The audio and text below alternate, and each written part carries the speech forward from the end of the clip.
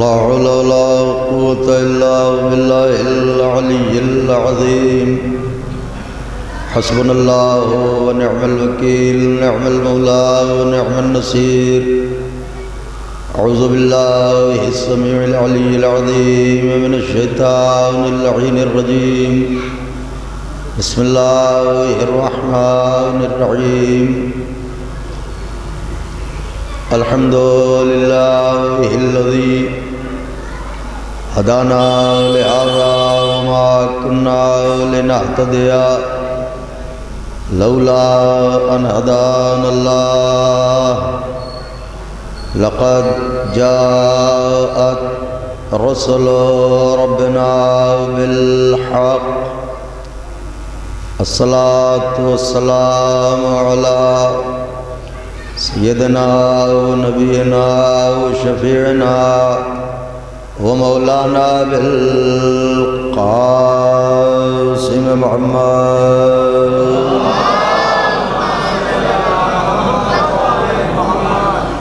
وأهل بيته الطيبين الطاهرين المعصومين المظلومين المنتخبين الذين أذهب الله عنهم الرجس وطهرهم تطهيرا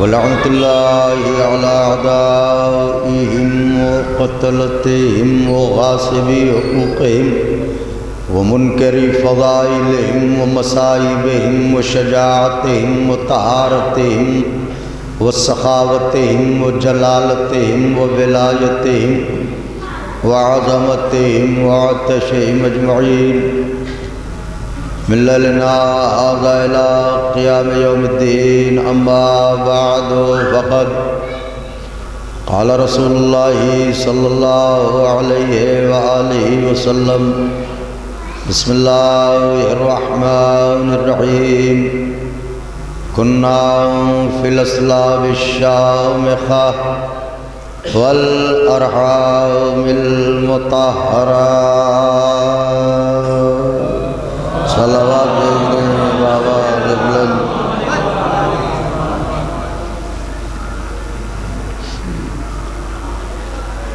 بزرگان مذہب و ملت برادران ایمانی کرم ہے حضرات چہاردہ معصومین علیہ السلام کا اور خصوصی صدقہ ہے شہزادی کونین بنت جناب رسول الثقلین مادر حسنین صدیقہ طاہرہ راضیہ مرضیہ بطول عذرا حور انسیہ جناب فاطمہ زہرا سلام اللہ علیہا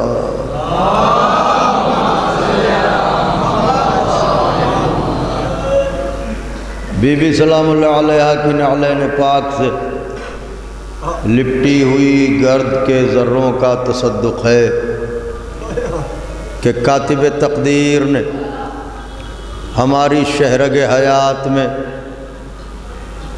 ماں کے شیر اور باپ کے خون سے زیادہ تیز علی کی محبت کو رواں دواں کر دیا۔ اس کا لاکھ لاکھ شکر ہے کہ اس نے اس گھٹن سے بھری ہوئی کائنات میں ہوائے پرچم عباس میں ہمیں سانس لینا سکھایا۔ اس کا لاکھ لاکھ شکر ہے کہ اس نے ہمارے کاسے دل میں محبت اہل بیت کے موتی بھر دیے۔ اور فقرہ صرف ہے، اس کا لاکھ لاکھ شکر ہے کہ اس نے ہماری آنکھوں کے دامن میں آنسوؤں کی امانت رکھ کے محشر کی بھیڑ میں جب ساری دنیا کنگال کھڑی ہوگی ہمیں مالا مال کر دیا۔ یہ وہ احسانات عظیم ہیں کہ اگر عمر نوح میسر ہو اور ایک سجدہ شکر میں زندگی بسر ہو تو زندگی تمام ہو جائے گی، حق شکر ادا نہ ہوگا۔ مجالس کی کثرت ہے، شب بیداری کی مجلس ہے، نوجوانوں نے اپنے آقا کے لیے شب بھر گریے اور ماتم کا اہتمام کیا ہے۔ اس مجلس کے بعد بھی مجلس پڑھنے جانا ہے، ہمارے جواد صاحب موجود ہیں، انہی کے ساتھ جانا ہے۔ تو بہت طولانی گفتگو نہیں ہے، آج سورہ بقر کی تلاوت نہیں ہوگی، سورہ کوثر کی تلاوت ہوگی۔ صلوات بھیجیں بآواز بلند صلی اللہ علیہ وسلم۔ تو گڈو بھائی ادھر تشریف لیں، ایک صلوات ارشاد فرمائیں آپ حضرات، اللہم صلی علی محمد و آل محمد۔ اور جو ہمارے برادران عزا خانے سے باہر تشریف فرما ہیں، اگر کوئی شرعی مجبوری نہ ہو یا کوئی ضرورت نہ ہو وہاں پر تو فرش عزا پہ آ جائیں گے، تو سامنے بیٹھیں گے تو ذرا چند لمحے جو گفتگو ہے اس میں ہمیں بھی لطف آئے گا اور آپ بھی انشاءاللہ محظوظ ہوں گے۔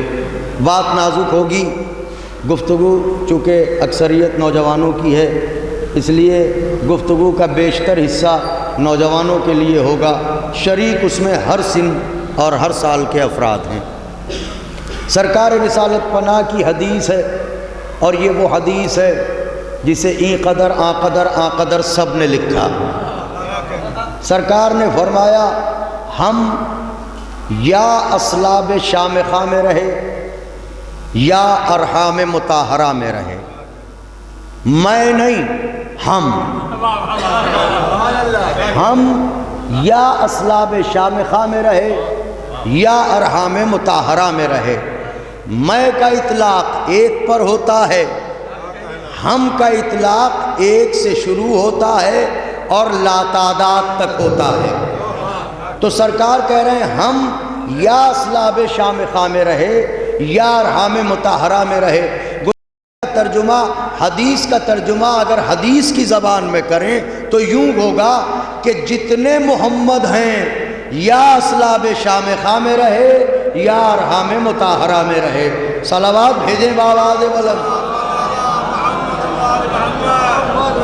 غور فرمائیے گا، تو ہم یا اصلاب شامخہ میں رہے یا ارحام مطہرہ میں رہے۔ اب غور یہ کرنا ہے کہ اصلاب شامخہ کہتے کسے ہیں؟ جس کے لیے پیغمبر نے فرمایا ہے کہ ہم یا اصلاب شامخہ میں رہے یا ارحام مطہرہ میں رہے۔ اور یہی فقرے جب آپ زیارت وارثہ پڑھتے ہیں تو زیارت وارثہ میں بھی یہی فقرے آتے ہیں جو امام جعفر صادق علیہ السلام کی زبان اقدس سے کلمات نکلے ہیں کہ آپ اپنے جد مظلوم کی قبر پر کھڑے ہو کے فرماتے ہیں اشہد انک کنت نورا فی الاصلاب الشامخۃ والارحام المطہرۃ۔ اے میرے جد مظلوم، میں اس بات کی گواہی دیتا ہوں کہ آپ وہ نور ہیں جو اصلاب شامخہ میں رہے یا ارحام مطہرہ میں رہے۔ یاد رہے عصمتوں کی لغت نہیں بدلتی، جو پہلا محمد کہتا ہے وہی دوسرا محمد کہتا ہے۔ ایک اور صلوات بھیجیں بآواز بلند۔ اسی لیے تو علامہ رشید ترابی نے کہا تھا، خدا ان کو غریق رحمت کرے، عجب مصرے کہے تھے کہ خالق نے کچھ اس طرح سنوارے ہیں محمد، خالق نے کچھ اس طرح سنوارے ہیں محمد، ہر دور میں ہر شخص کو پیارے ہیں محمد۔ اور اکثر در زہرا پہ یہ جبریل نے سوچا پیغام کسے دوں کہ یہ سارے ہیں محمد۔ ایک اور صلوات بھیج دیں بابا، آپ نے غور ہونا ہے۔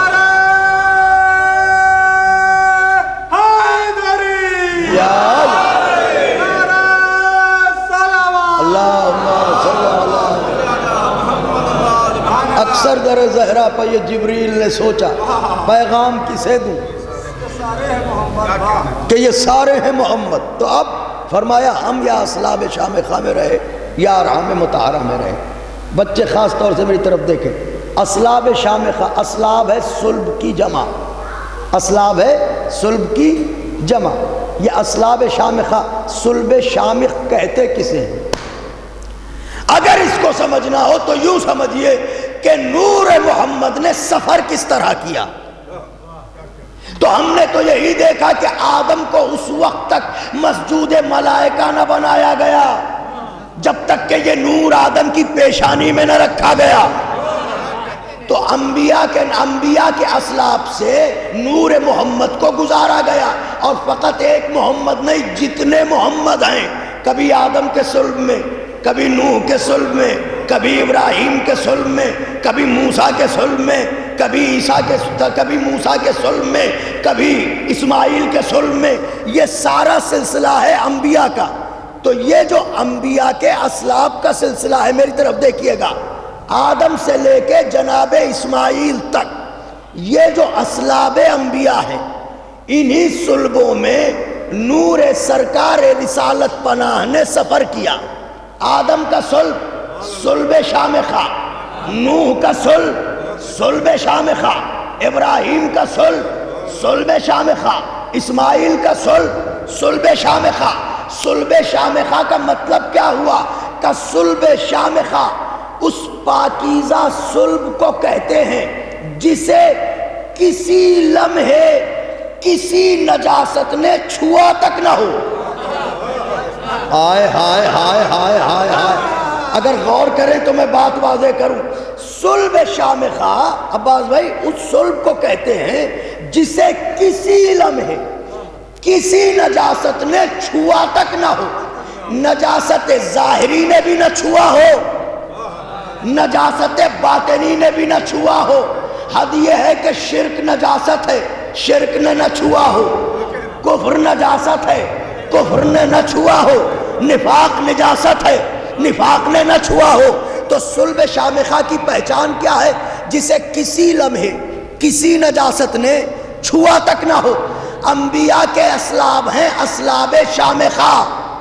دلیل یہ ہے اصلاب شامخہ کو نجاست نہیں چھوتی. دلیل یہ ہے کہ اللہ نے انبیاء کے اصلاب کو بنایا ہے اصلاب شامخہ، اور انہی صلبوں سے نور محمد عربی نے کیا سفر. آپ کہیں گے دلیل؟ دلیل یہ ہے کہ اگر نور محمد عربی کو انبیاء کے صلبوں سے نہ گزرنا ہوتا تو اسماعیل کی قربانی کبھی ذبح عظیم میں نہ بدلتی. بہت نازک بات تھی لیکن میں اس کو اور زیادہ واضح کر دوں. اسماعیل کے چھری کے نیچے سے بچنے کا سبب ہی یہی تھا کہ چونکہ پیغمبر اسلام کو صلب اسماعیل سے آنا تھا. اگر اسماعیل ذبح ہو جاتے تو پیغمبر کا نور دنیا میں نہ آتا. تو اسماعیل کو بچایا کس نے جو بچے؟ ہائے ہائے ہائے ہائے. اسماعیل کو بچایا کس نے جو بچے؟ کہ جب چھری گلے پر چلی گئی تو اللہ نے کہا ہے کوئی جو بچائے. ایک ہی آواز گونجی، آواز حسین. حسین نے کہا پروردگار میں حاضر ہوں، اسماعیل کو بچا لے. کیوں اے میرے مولا حسین اسماعیل کو بچانے کے لیے اتنی بڑی قربانی کا وعدہ کر رہے ہیں؟ وجہ کیا ہے؟ کہ تجھے کیا خبر اسماعیل چھری کے نیچے نہیں ہے. یہ نور محمد ہے جو صلب اسماعیل میں ہے. اگر اسماعیل ذبح ہو گئے تو محمد عربی دنیا میں نہ آئیں گے. اس کا مطلب یہ ہے کہ قربانی حسین سبب بنی محمد کے دنیا میں آنے کا. ذرا بولیے تو میں کیا کہہ رہا ہوں؟ خدا حسین کا واسطہ ہے نہیں. اور فقرہ احتیاط سے کہتا ہوں، وعدہ قربانی حسین نہیں، وعدہ قربانی حسین. ابھی قربانی ہوئی نہیں، صرف وعدہ ہوا ہے. وعدہ قربانی حسین سبب بنا سرکار کے اس دنیا میں آنے کا. اگر وعدہ نہ کرے حسین تو اسماعیل چھری کے نیچے سے ہٹائے نہ جائیں. تو حسین کی قربانی کے وعدے نے اسماعیل کو چھری سے بچایا، یعنی پیغمبر اس دنیا میں تشریف لائے حسین کے وعدہ قربانی کی وجہ سے۔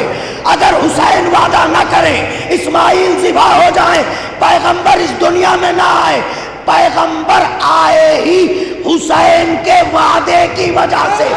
اب سمجھے نبی نے کیوں کہا تھا حسین منی وانا من الحسین۔ اللہ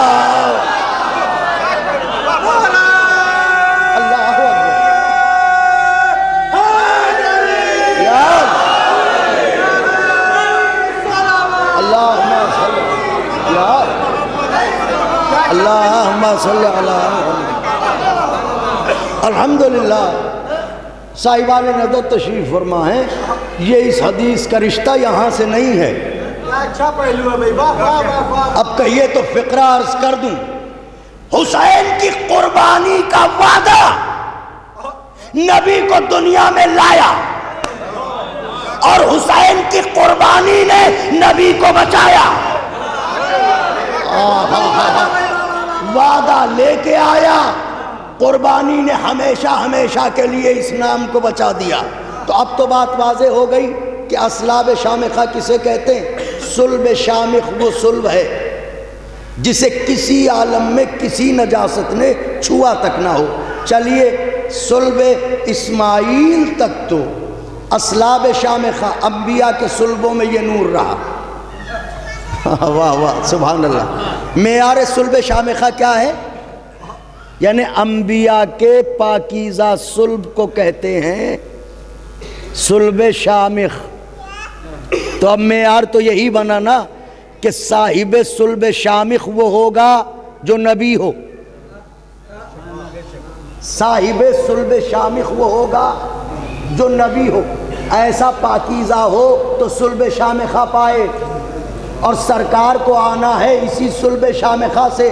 تو صلب ابراہیم اسماعیل تک تو ہم نے مانا، لیکن یہ بتائیے کسی موڑ پر آ کے نبیوں کے صلب سے یہ نور جدا ہوا کہ نہیں؟ کسی موڑ پر آ کے یہ نور نبیوں کے اصلاب سے جدا ہوا کہ نہیں؟ کہا بالکل، یہ نور ایک تھا، سفر کرتا رہا، اسی نور میں 12 نور اور تھے۔ ہائے ہائے ہائے ہائے ہائے، اسی نور میں 12 نور اور تھے۔ اب جب یہ نور بٹا 2 حصوں میں، تو اب 2 حصوں میں بٹنے کے بعد ان دونوں حصوں کا کوئی نور کسی نبی کے صلب میں تو گیا نہیں۔ نصف نور گیا صلب عبداللہ میں، آدھا نور گیا صلب ابو طالب میں۔ سرکار کہہ رہے ہیں ہم رہتے ہیں صلب شامخہ میں۔ صلب شامخہ کہتے ہیں انبیاء کے صلب کو۔ ارے اس ابو طالب کو کافر کہتے ہو جس کے صلب کی پاکیزگی رسولوں جیسی ہو۔ صلوات بھیج دیں بابا عزیز۔ اللہ اکبر، ایک اور صلوات ارشاد فرما دیں بابا۔ ہاں، جس کے صلب کی پاکیزگی رسولوں کے اصلاب جیسی ہو، اسے کس منہ سے کافر کہتے ہو؟ اب سمجھے کہ تم نے کافر کیوں کہا؟ اپنے باپ دادا کے کفر کو چھپانے کے لیے تم نے علی کے باپ کو کافر کہا۔ بات صرف اتنی ہے۔ اچھا، تو اب یہ نور بٹا، دیکھیں میری طرف، تو اب اصلاب شامخہ۔ میں ایک سوال کرتا ہوں، سرکار رسالت پناہ، میری طرف دیکھیے گا، بہت نازک بات ہے اور یہیں پہ گفتگو تمام ہوگی۔ پہلے محمد سے لے کے آخری محمد تک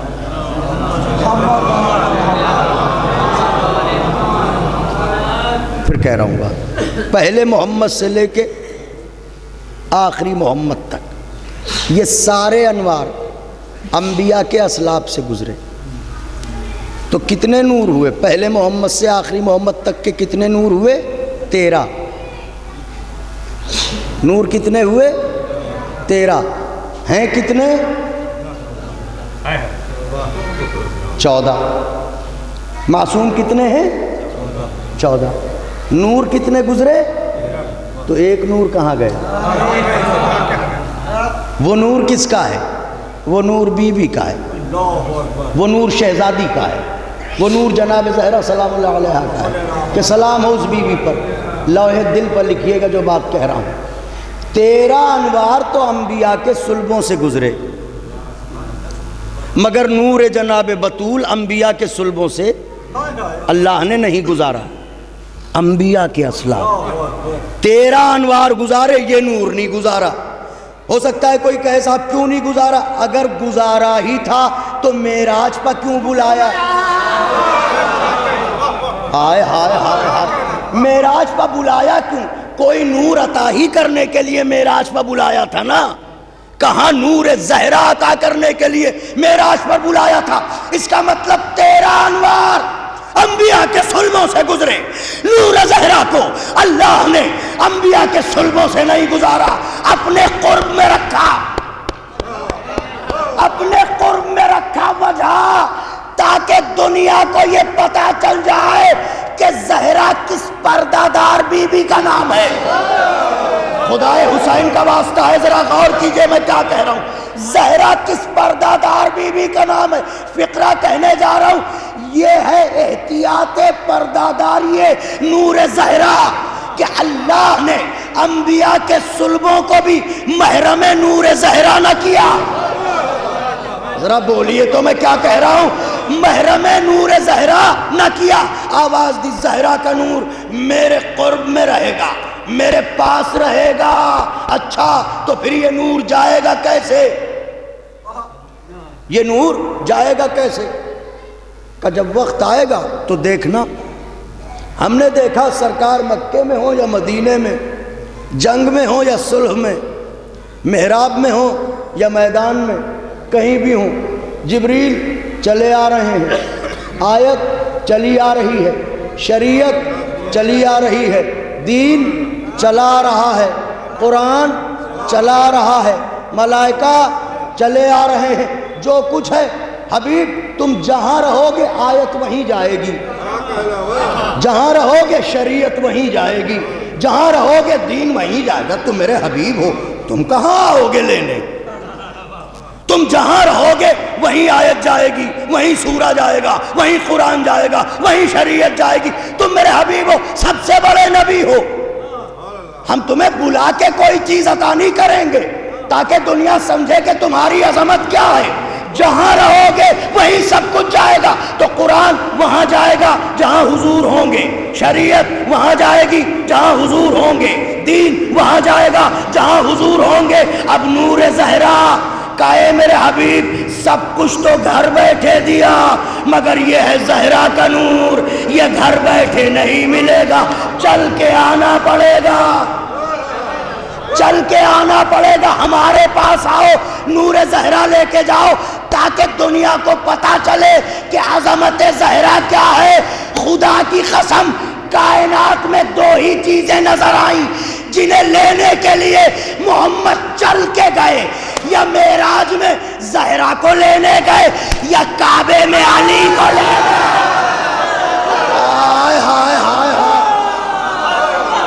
نعرہ حیدری۔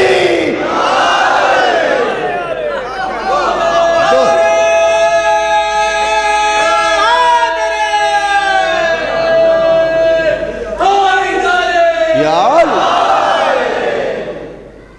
2 ہی ایسے عظیم منظر ہیں، یا بی بی سلام اللہ علیہ کا نور لینے عرش پر گئے، یا جناب امیر کو لینے گئے۔ اس کا مطلب یہ ہے کہ عظمتیں برابر ہیں۔ جبھی تو فرمایا یا علی اگر آپ نہ ہوتے تو فاطمہ کا کوئی کفو نہ ہوتا۔ اسی لیے فرمایا اگر آپ نہ ہوتے تو فاطمہ کا کوئی کفو نہ ہوتا۔ بی بی جزا دیں آپ کو۔ اب فقرہ سنیے، عزا کے دن گزر رہے ہیں، پوری مجلس کا انحصار جس فقرے پہ ہے وہ فقرہ سنیے۔ ان آنسوؤں کو سبک نہ سمجھیے، اس گریے کو بے حیثیت نہ سمجھیے، یہ حسین پر گریا ہے۔ اب سنیے کہ یہ گریا کیا ہے، یہ آنسو کیا ہے۔ شریعت کا وہیں رہو میرے حبیب، وہیں جائے گی شریعت، دین وہیں جائے گا، قرآن وہیں جائے گا، جبریل وہیں جائے گا، مگر زہرا کی بات ہے، آؤ آؤ نور زہرا لے کے جاؤ۔ اس کا مطلب یہ ہے کہ زہرا اس بی بی کا نام ہے جس کے لیے بانٹنے والا محمد دامن پھیلاتا ہے۔ میں نے فقرہ کہا ہے، خدائے حسین کا واسطہ توجہ، زہرا اس بی بی کا نام ہے جس کے لیے بانٹنے والا رسول دامن پھیلاتا ہے۔ اب میں نے کیا کہا، آنسوؤں کو حقیر نہ سمجھیے گا، جس زہرا کے لیے محمد عربی دامن پھیلا کے آسمان پہ جاتے ہوں، وہی زہرا اس آنسو کے لیے رومال پھیلا کے فرش عزا کا آتی ہے۔ اس سے بڑی عظمت اور آنسوؤں کی عظمت میں اس سے بڑی دلیل کیا پیش کروں؟ بات تمام ہوئی۔ ہم یہ سمجھتے تھے کہ عزاداری ہم کرتے ہیں، ہم یہ سمجھتے ہیں کہ مجلسوں میں پیسے ہم خرچ کرتے ہیں، مگر وقت ہر حقیقت کے چہرے سے نقاب الٹتا ہے۔ ابھی جن حالات سے آپ دوچار ہوئے اور پورے ملک کے لوگ دوچار ہوئے، اس کے بعد بھی اسی شان و شوکت سے عزاداری کا ہونا یہ ثابت کر رہا ہے کہ عزاداری ہماری محتاج نہیں ہے، نہ ہم عزاداری کرتے ہیں۔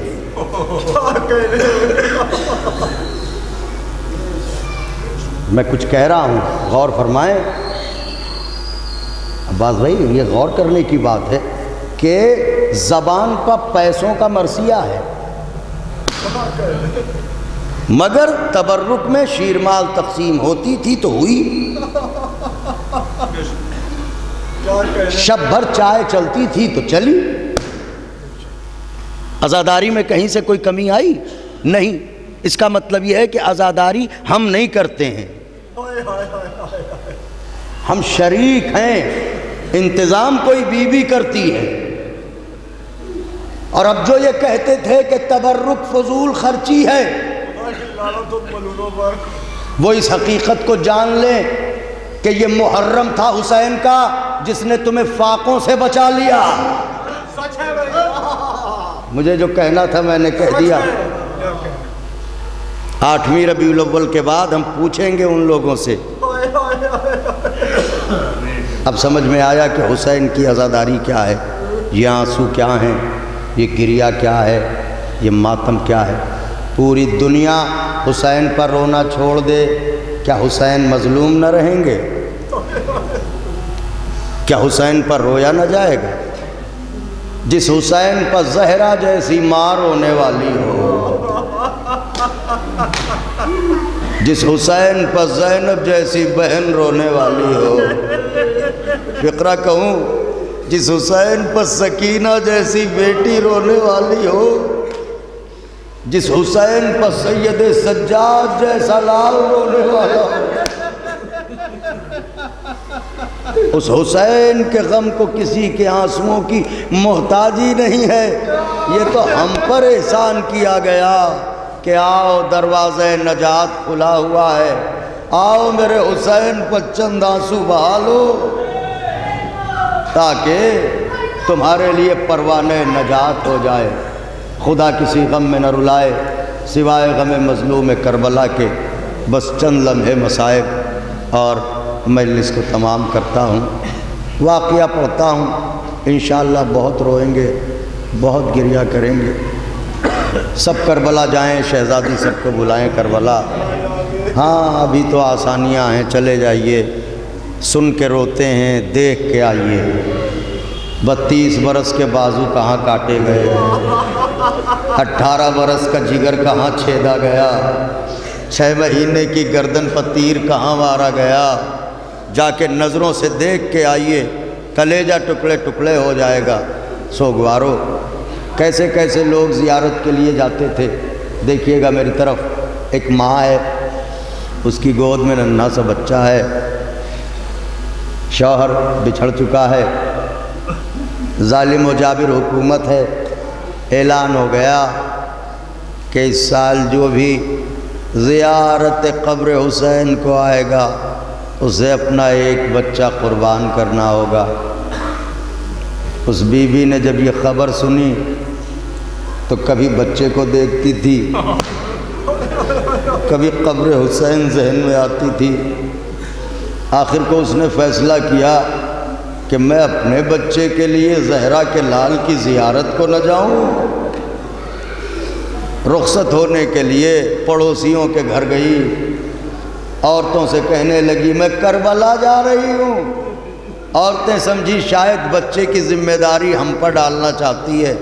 عورتوں نے کہا بی بی اس ننھے سے بچے کو کس پر چھوڑ کے جاؤ گی؟ اس نے کہا پریشان نہ ہو، اس بچے کو چھوڑ کے جاؤں گی تو جا کہاں پاؤں گی؟ یہی تو میرے سفر کا توشہ ہے، میں تو صرف رخصت کو آئی ہوں۔ رخصت ہو کے چلی، سرحد کربلا میں پہنچی۔ نوجوانوں، گریے کا مقام ہے، سرحد کربلا میں پہنچی۔ جلادوں نے روکا، کہا کہاں جاتی ہے؟ کہا زہرا کے لال کے پاس جا رہی ہوں، زیارت کربلا کو جا رہی ہوں۔ کہ تو نے اعلان نہ سنا؟ کہ سن لیا ہے۔ تو کہ پھر توشا، ایک مرتبہ آنچل ہٹایا، بچے کو بڑھایا، کہ یہ دیکھ خالی ہاتھ نہیں آئی ہوں۔ کہ کیا تو تیار ہے کہ تیرے بچے کو ذبح کیا جائے؟ کہ مجھے قبر حسین تک جانا ہے، چاہے جو قربانی پیش کرنا ہو۔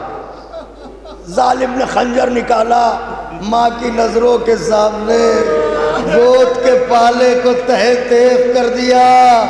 ماں نے بچے کا جنازہ دیکھا، ظالموں کی طرف دیکھ کے کہا قیمت مل گئی، اب جاؤں حسین کے پاس۔ بلند ہو گئیں آوازیں، تڑپ کے روئیے گا، آوازوں کو دبا کے نہ روئیے گا۔ لیجئے، یہ کہہ کے آگے بڑھی، قریب قبر حسین پہنچی، خود کو گرا دیا، رونے لگی۔ حسین اکبر کا پرسہ لو، حسین عباس کا پرسہ لو، حسین قاسم کے جسم کے ٹکڑوں کا پرسہ لو، حسین اصغر کے چھدے ہوئے گلے کا پرسہ لو۔ اے حسین سب کا پرسہ تو آپ کو دیا، آپ کا پرسہ کس کو دوں؟ ایک مرتبہ سر اٹھا کے کہنے لگی بی بی زہرا، جس لال کو چکی پیس پیس کے پالا تھا اس کا پرسہ لے لو۔ پرسہ دیتی رہی، روتی رہی، یہاں تک کہ شام ہو گئی۔ شام جب ہوتی ہے تو نوجوان بھائیوں اپنا گھر سب کو یاد آتا ہے۔ اس نے قبر مظلوم کو دیکھا، رخصت چاہی، جب آئی تھی تو گود بھری تھی، اب جا رہی ہے تو گود خالی ہے۔ ایک مرتبہ اس نے قبر کو وداع کہا، آگے بڑھی، اندھیرا چھا چکا تھا، ابھی چند قدم بڑھی ہوگی کہ قبر حسین کے سرہانے کی جانب سے ایک آواز آئی۔ ان بی بی نے اس کا نام لے کے بلایا، ادھر آ۔ یہ سوچنے لگی آواز کدھر سے آ رہی ہے، میں تو اکیلی تھی۔ آگے بڑھی، پھر آواز آئی، میں بلاتی ہوں، پلٹا۔ اب جو یہ مڑی تو اس نے کیا دیکھا، سیاہ برقعے میں کوئی بی بی قبر حسین پر سرہانے کھڑی، اسے بلا رہی ہے، آ جا۔ جیسے ہی یہ قریب گئی، آواز دی ذرا اپنی گود پھیلا۔ جیسے ہی اس نے گود پھیلائی، بی بی نے آنچل ہٹایا، اس نے کیا دیکھا، میرا وہی بچہ جسے ذبح کیا گیا تھا، بی بی میرے حوالے کر رہی ہے۔ اجرکم علی اللہ، خوب روئے، خوب تڑپے، اس نے ہاتھ جوڑے، اس نے کہا بی بی اب یہ بچہ مجھے نہیں چاہیے، میں اسے کیا کروں گی؟ کہا کیوں؟ کہ میں نے جسے زہرا کے لال پر قربان کر دیا اب میں اسے واپس نہ لوں گی۔ بی بی نے کہا لے لے، کہا نہیں میں حسین پر فدا کر چکی ہوں۔ ایک مرتبہ بی بی نے کہا تو سن، ہمارا بھی دستور یہ ہے، ہم جو دے دیتے ہیں وہ واپس نہیں لیتے۔ اس نے کہا بی بی آپ کون؟ کہا جس کے لال کی زیارت کے لیے تو نے اپنے لال کو قربان کیا، میں وہی دکھیا زہرا فاطمہ۔ آئے کیا روئے آپ، کیا تڑپے، کیا بلکے، ایسے ہی پرسہ دیا جاتا ہے۔ مجلس تمام ہو گئی سوگوارو، 2 سے 3 منٹ کے اندر میں نے مجلس تمام کر دی۔ یہ شب بیداری انجمنیں شب بیداری کرتی ہیں، کیا مطلب؟ کا مطلب یہ ہے اب تک ہم دوسرے عزاخانوں میں جاتے تھے حسین کو رخصت کرنے، اب ہماری انجمن حسین کو الوداع کہے گی۔ اے میرے آقا پھر آنا میرے حسین، پھر آنا میرے مظلوم، ہم سے کوئی خطا ہو گئی ہو تو درگزر کر دینا۔ سوگوارو ہم ایک مجلس سے دوسری مجلس میں، دوسری مجلس سے تیسری مجلس میں جاتے ہیں، انسان ہیں، تھکن کا احساس ہونے لگتا ہے۔ ہائے زہرا، ہائے بی بی، کہیں مجلس ہو عالم یہ ہے کہ ایک ہاتھ پسلیوں پر، ایک ہاتھ میں رومال، مجلس میں سب سے پہلے آئے گی بی بی، سب سے آخر میں جائے گی زہرا۔ میرے لال کے رونے والوں آؤ آؤ، اجرکم علی اللہ۔ بلند ہو گئی آوازیں، بس روایت سن لیجئے، مجلس کو تمام کر دوں، ایک روایت پڑھوں گا، مجلس کو تمام کر دوں گا۔ خدا کسی غم میں نہ رلائے سوائے غم مظلوم کربلا کے۔ میری طرف دیکھیے گا نوجوان، خاص طور سے اپنے دلوں پر ہاتھ رکھیں، غیرت داروں سے گفتگو ہے۔ خدا آپ کی بہنوں کو سلامت رکھے، ان کا پردہ بھی سلامت رکھے۔ یزید ملعون کی زوجہ ہے جس کا نام ہے ہند۔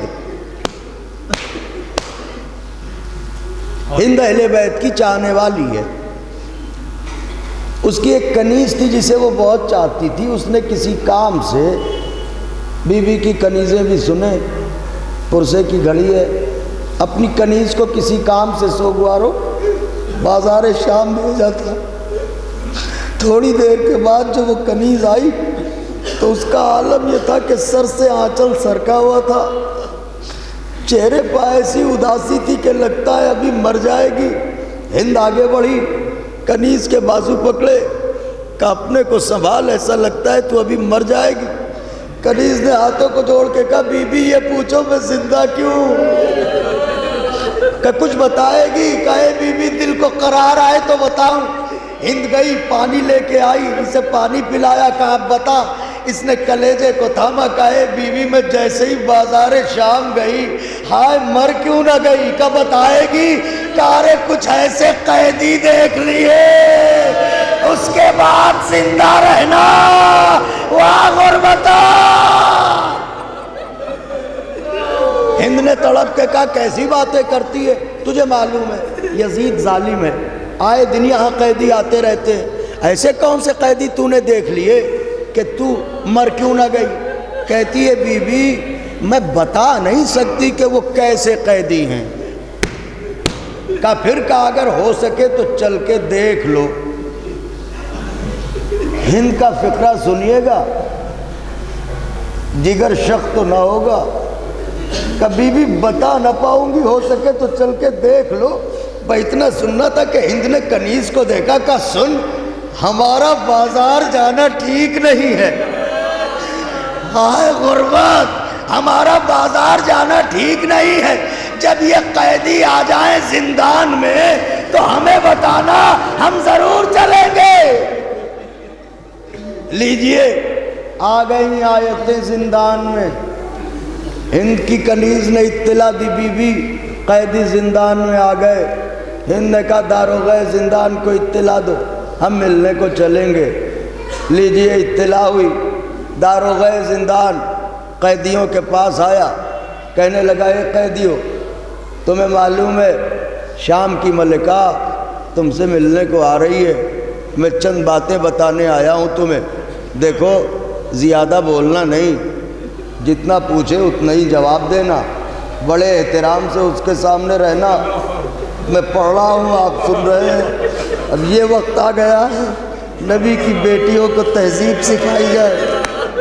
کس دل سے علی کی بیٹی نے سنا ہوگا کہ اتنے میں کنیزوں کے حلقے میں ہند کی سواری چلی، ایک کرسی لائی گئی، زندان میں رکھی گئی. میری طرف دیکھیں، یہ کرسی ہے کہ زندان ہے. یہ کنیزوں کے حلقے میں ہند ہے. ہند آ کے کرسی پر بیٹھی، بیویاں خاک زندہ پر بیٹھی. قرآن عصمت زہرا کی آیتیں خاک زندہ پر بیٹھی ہوئی. ہند کے دونوں جانب کنیزیں کھڑی ہو گئیں حلقہ بنا کے. ہند کرسی پر بیٹھی. میری طرف دیکھیے گا بھائی، یہ کرسی پر ہے، یہ خاک پر بیویاں بیٹھی ہیں. ایک مرتبہ ہند نے خاک پر بیٹھی ہوئی بیویوں کو بڑے غور سے دیکھا. دیکھنے کے بعد کہنے لگی اے قیدیو، تم سے کوئی سوال کروں؟ بیوی نے کہا پوچھ، کیا پوچھنا چاہتی ہے؟ کہ اتنا بتاؤ رہنے والی کہاں کی ہو؟ اتنا سننا تھا کہ جیسے دل زینب پر خنجر چل گیا ہو. بیوی نے تڑپ کے کہا مدینہ. جیسے ہی مدینہ سنا ہند کرسی سے اٹھی، خاک زندہ پر بیٹھ گئی. زینب نے کہا ہند تو کرسی پر بیٹھ، قیدی ہم ہیں تو نہیں ہے. ہند تڑپ کے کہنے لگی بی بی کیا میں نے ٹھیک سنا؟ ابھی تم نے کیا کہا؟ بیوی کہاں کی رہنے والی ہو؟ کہ مدینہ. کہاں کی رہنے والی ہو؟ کہ مدینہ. کبھی بھی عجیب باتیں کرتی ہو. ایک طرف کہتی ہو مدینے کی رہنے والی ہو، پھر مجھ سے کہتی ہو میں کرسی پر کیوں نہیں بیٹھتی. ارے روز محشر اگر رسول اللہ نے پوچھ لیا ہند میرے مدینے کے قیدی خاک پر بیٹھے رہے تو کرسی پر بیٹھی رہی، میں کیا جواب دوں گی؟ یہ کہنے کے بعد ہند نے کہا اچھا بی بی، جب مدینے کی ہو تو یہ بتاؤ کس محلے کی رہنے والی ہو؟ یہ سخت مرحلہ تھا علی کی بیٹی کے لیے. بی بی نے آنسوؤں کو روکا، کہ محلہ جاننا چاہتی ہے کہاں؟ بی بی نے کہا محلہ بنی ہاشم. بس جیسے ہی محلہ بنی ہاشم کا نام سنا بے چین ہو گئی ہند کا. بی بی اس محلے میں کسی کے بارے میں پوچھوں تو بتاؤ گی؟ بی بی زینب نے کہا تو ایسے تڑپ رہی ہے جیسے تیرا کوئی اپنا اس محلے میں ہو. ہند نے منہ پر تماچے مارے. اے بی بی کوئی اپنا کیا، میرا سب کچھ تو اسی محلے میں ہے. کا کون؟ کا میرا آقا، میری شہزادی. کا تیرے آقا کا نام کیا ہے؟ کا حسین. کا تیری شہزادی کا نام کیا ہے؟ کا زینب. بی بی روئی ہے. مجلس 1 منٹ میں تمام ہو گئی. خوب روئے، خوب پرسا دیا. خدا کسی غم میں نہ رلائے سوائے غم مظلوم کربلا کے. میرا آقا حسین، میری شہزادی زینب. بی بی نے کہا ہند ایسا لگتا ہے تو انہیں بہت چاہتی ہے. کہے بی بی چاہنے کی بات کرتی ہو؟ اے بی بی ہر نماز میں دعا کرتی ہوں اے میرے پروردگار مرنے سے پہلے ایک بار دیدار حسین کرا دے، ایک بار دیدار زینب کرا دے. دن رات رو رو کے دعائیں مانگتی ہوں. عجیب فقرہ کا ہند نے کلیجہ تھامیے تو کہوں. ایک مرتبہ ہند مڑی اور کہنے لگی اے بی بی رسول اللہ کی حدیث سنی ہے میں نے، قیدیوں کی دعا جلدی قبول ہوتی ہے، ذرا دعا کر دو میرا آقا سلامت رہے، میری شہزادی سلامت رہے، میں جلدی زیارت کو جاؤں۔ زینب نے تڑپ کے کہا تو زیارت کے لیے بڑی بے چین ہے؟ کہ بہت بے چین ہوں۔ بی بی نے کہا اچھا یہ بتا، اس قدر تڑپ رہی ہے، اگر اپنے آقا کو دیکھے گی تو پہچان لے گی، اپنی شہزادی کو دیکھے گی پہچان لے گی۔ ہند کہتی ہے بی بی عجیب عجیب باتیں کرتی ہو، یہ کیسے ہو سکتا ہے؟ میں جس کی کنیزی میں برسوں رہی، میں اس شہزادی کو نہ پہچانوں؟ میری طرف دیکھیے گا، قیامت کی گھڑی ہے، کیا منظر ہوگا؟ بی بی کہتی ہے ہند میں یہی تو پوچھ رہی ہوں، پہچان لے گی؟ اے بی بی کیا باتیں کرتی ہو؟ ارے میں برسوں ان کی کنیزی میں رہی ہوں، کیسے نہ پہچانوں گی؟ پہچان لے گی کہاں؟ ایک مرتبہ بی بی نے کہا تو لے پہچان، یہ کہہ کے بالوں کو چہرے سے ہٹایا، میں ہی تیری شہزادی زینب۔ ہند نے غور سے دیکھا، تھوڑی دیر تک رخ زینب دیکھتی رہی، اس کے بعد ہاتھوں کو جوڑ کے کہنے لگی بی بی برا نہ ماننا، ایک بات کہوں؟ کہ بی بی تم مدینے کی تو ہو سکتی ہو، میری شہزادی نہیں، واہ غربتا۔ بی بی نے کہا تو کہتی تھی پہچان لوں گی، کہا وہ تو اب بھی کہتی ہوں پہچان لوں گی، مگر تم مدینے کی ہو، میری شہزادی نہیں۔ کہا کیوں؟ کہا اس لیے کہ تم یزید کی قید میں ہو اور بے چادر ہو، میری شہزادی نہ یزید کی قید میں ہو سکتی ہے نہ بے چادر۔ کہا کیوں؟ کہا اس لیے میری شہزادی لاوارث نہیں ہے، 18 بھائیوں کی بہن ہے زینب، جن میں عباس جیسا بھائی، عباس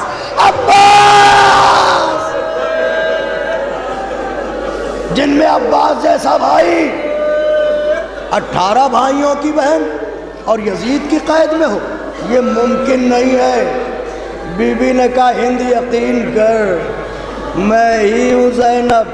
بی بی یقین نہیں آتا، عباس کی بہن اور یزید کی قید میں، عباس کی بہن سربرہنا، یہ نہیں ہو سکتا۔ بی بی نے کہا مان لے ہند میں ہی زینب ہوں۔ نہیں بی بی، اب یہاں سے علماء فرماتے کہ ایک مرتبہ علی کی بیٹی نے کہا ہند میں تجھ سے بار بار کہتی ہوں میں ہوں زینب، تو مانتی نہیں، یہ بتا مانے گی کیسے؟ ہند نے کہا اگر تم میری شہزادی زینب ہو دلیل دے دو تو مان لوں۔ کہ کیسی دلیل؟ کہ جب میں مدینے میں اپنی شہزادی کے پاس رہتی تھی تو ان سے قرآن پڑھا کرتی تھی، میں ریل پر قرآن رکھے بیٹھی رہتی تھی، جب میری شہزادی کی سواری آتی تھی قرآن ریل سے بلند ہو جاتا تھا۔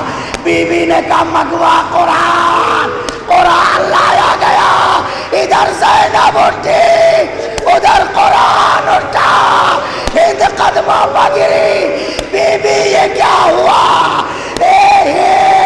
اماں کا گھر اجڑ گیا، میرا حسین 3 دن کا بھوکا پیاسا، میرا عباس، میرا اکبر، میرے اور محمد کوئی نہ رہا، گھر تارا۔